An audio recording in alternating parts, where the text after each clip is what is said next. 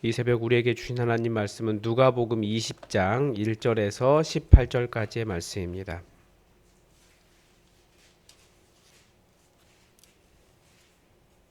누가복음 20장 1절에서 18절까지 우리 하나님의 말씀을 다 함께 받들어 읽겠습니다. 하루는 예수께서 성전에서 백성을 가르치시며 복음을 전하실세 대제사장들과 서기관들이 장로들과 함께 가까이 와서 말하여 이르되 당신이 무슨 권위로 이런 일을 하는지 이 권위를 준 이가 누구인지 우리에게 말하라. 대답하여 이르시되 나도 한 말을 너희에게 물으리니 내게 말하라. 요한의 세례가 하늘로부터냐 사람으로부터냐. 그들이 서로 의논하여 이르되 만일 하늘로부터라 하면 어찌하여 그를 믿지 아니하였느냐 할 것이요 만일 사람으로부터라 하면 백성이 요한을 선지자로 인정하니 그들이 다 우리를 돌로 칠 것이라 하고 대답하되 어디로부터인지 알지 못하노라 하니 예수께서 이르시되 나도 무슨 권위로 이런 일을 하는지 너희에게 이르지 아니하리라 하시니라. 그가 또 이 비유로 백성에게 말씀하시기 시작하시니라. 한 사람이 포도원을 만들어 농부들에게 새로 주고 타국에 가서 오래 있다가 때가 이름에 포도원 소출 얼마를 바치게 하려고 한 종을 농부들에게 보내니 농부들이 종을 몹시 때리고 거저 보내었거늘 다른 종을 보내니 그도 몹시 때리고 능욕하고 거저 보내었거늘 다시 세 번째 종을 보내니 이 종도 상하게 하고 내쫓은지라. 포도원 주인이 이르되 어찌할까 내 사랑하는 아들을 보내니 그들이 혹 그를 존대하리라 하였더니 농부들이 그를 보고 서로 의논하여 이르되 이는 상속자니 죽이고 그 유산을 우리 것으로 만들자 하고 포도원 밖에 내쫓아 죽였느니라. 그런즉 포도원 주인이 이 사람들을 어떻게 하겠느냐. 와서 그 농부들을 진멸하고 포도원을 다른 사람들에게 주리라 하시니 사람들이 듣고 이르되 그렇게 되지 말라지이다 하거늘 그들을 보시고 이르시되 그러면 기록된 바 건축자들의 버린 돌이 모퉁이의 머릿돌이 되었느니라 하며 어찌 됨냐. 무릇 이 돌 위에 떨어지는 자는 깨어지겠고 이 돌이 사람 위에 떨어지면 그를 가루로 만들어 흩으리라 하시니라. 아멘. 이제 어제 주일 본문에서 우리가 이제 매일 성경 본문을 따라가는데요. 어제 주일 본문에서 예수님께서 새끼 나귀를 타고 예루살렘 성에 입성하셨습니다. 예수님께서 예루살렘에 들어가셔서 하셨던 첫 번째 일은 예루살렘의 패망을 예언하신 것이었습니다. 아마 누구도 그 예루살렘 성을 바라보면서 패망할 것이라고 생각하지 않았을 것입니다. 그런데 예수님은 아셨기 때문에 이 예루살렘 성을 바라보는 예수님의 눈에서는 눈물이 멈추지가 않은 거예요. 내가 너무나 사랑하였고 내가 품으려고 했고 어떻게든지 돌아오기를 바랐는데 예수님께 돌아올 줄 모르는 그 성을 향해 하염없이 우셨습니다. 어떻게 보면 예수님께서 이 십자가를 지시려고 이 땅에 내려오신 것도 이 땅을 향한 안타까운 예수님의 눈물이 멈추지 않기 때문에 이 땅에 그렇게 내려오신 것이 아닐까 생각이 됩니다. 아무리 품으려고 해도 말씀을 들으려 하지 않고 아무리 주님께 돌아오려고 해도 주님께 돌아오지 않고 끊임없이 주님을 벗어나려고 하는 이 세상을 보면서 얼마나 예수님이 안타까워하실까라는 생각이 듭니다. 그래서 한 사람을 찾는다라고 하는 마음이 바로 그의 패망이 이르렀는데 분명히 사망을 향해 달려가는데 어떻게든지 그가 살아나기를 바라는 그런 예수님의 마음이 아닐까 생각됩니다. 그래서 우리도 그렇게 모든 사람이 다 죽음을 향해 달려가는데 그들을 안타까워하며 그들을 주님께로 돌아오게 하도록 우리가 눈물을 흘리며 사역했으면 좋겠습니다.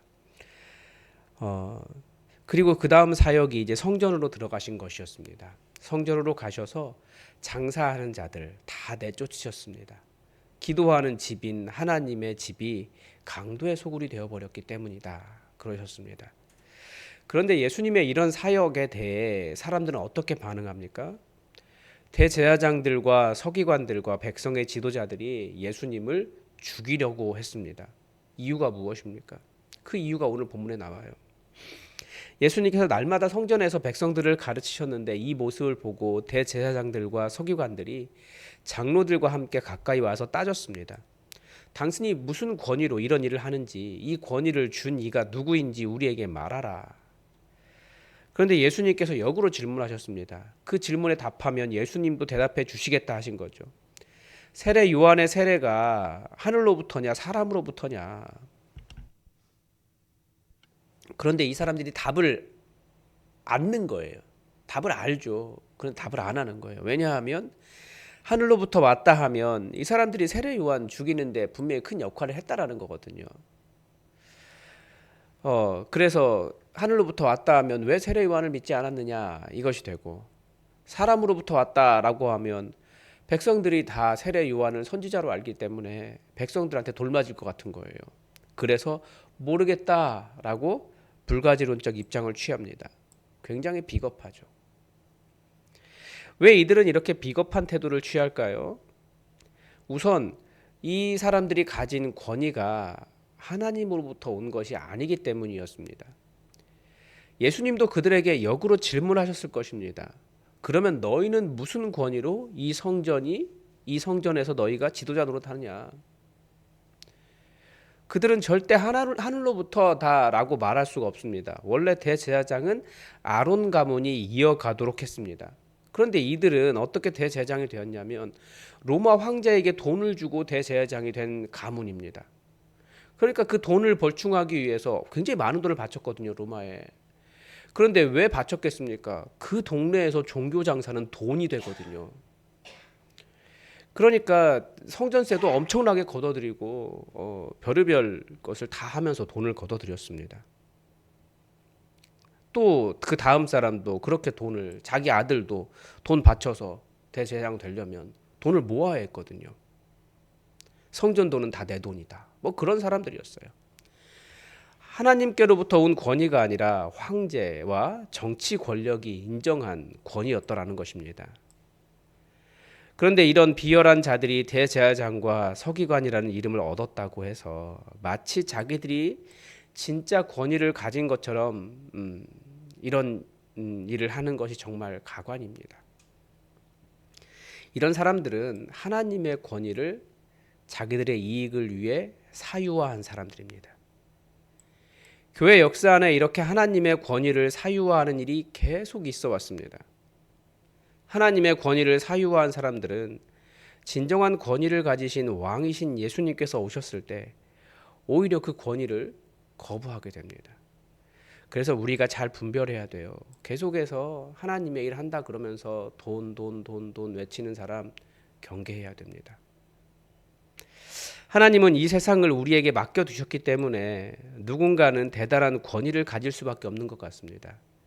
그러나 하나님의 일을 하는 그 권위가 절대 자신의 것이 아니라 하나님의 일을 하라고 맡겨진 위임받은 권위라는 것을 인식하고 하나님의 일을 하는 사람들은 항상 겸손해야 됩니다. 그런 면에서 목회자들이 조심하고 겸손해야 하고 교회의 지도자들이 되신 분들도 조심하고 겸손해야 됩니다. 우리 예수님은 교회는 높은 자는 낮아져서 섬기는 자라고 말씀하셨습니다. 하나님께서 주신 권위로 자신의 부와 권력을 누리려고 하는 사람들은 예수님의 왕 되심을 거부한 자와 같을 뿐입니다. 예수님은 계속해서 그런 사람들에게 심판이 있을 것이다 경고하십니다. 이런 오만한 자들에 대해 예수님은 포도원 농부의 비유로 말씀하십니다. 한 사람이 포도원을 만들고 농부에게 세를 주고 타국에 가서 오래 있다가 세를 받으려고 종을 보냈습니다. 그런데 농부들이 종을 몹시 때리고 때로는 죽이기도 했습니다. 마지막으로 아들을 보내면 주인 대하듯이 존중할 줄 알았는데 오히려 이 아들은 상속자이니 이 아들을 죽이면 포도원을 강탈할 수 있겠다라고 하면서 아들마저 죽여버렸다는 거예요. 이 비유는 너무나 명확하죠. 포도원을 일꾼 사람은 하나님이시고 포도원은 이스라엘이고 때로는 성전이고 이렇게 볼 수 있고, 세를 받으러 간 종들은 선지자들이고 아들은 예수님이십니다.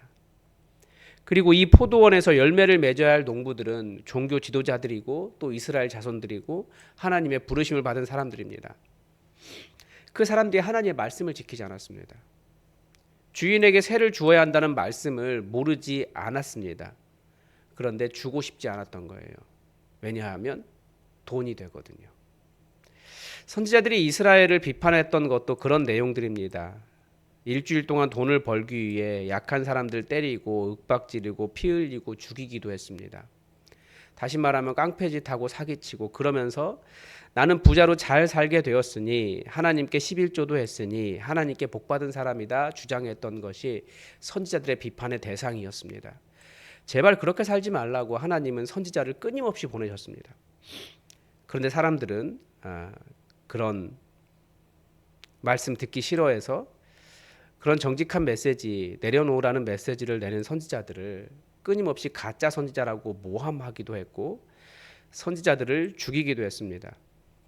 그리고 그런 돈 사랑 때문에 이제 대제사장들과 서기관들이 예수님마저 죽이려고 하는 것입니다. 저는 지금도 이런 분위기는 동일하다고 봅니다. 성경은 말세로 갈수록 자기 귀에 듣기 좋은 말을 하는 것을 찾아간다라고 했습니다. 예수님처럼 돈을 포기하는 것이 자기 부인의 시작이다. 부자가 하나님 나라에 들어가는 것은 낙타가 바늘귀로 들어가는 것보다 어렵다라고 하시는 말씀을 싫어합니다. 오죽했으면 한국 교회 안에서 선지서가 설교가 되지 않습니다. 왜 그렇습니까? 정의와 청빈에 대해서 설교하면 인기 없어요. 특히 그런 어떤 분배, 함께 더불어 잘 살자라고 이야기하면 저 목사 빨갱이라는 말이 여전히 나오는 곳이 교회입니다. 그런데 이런 분위기가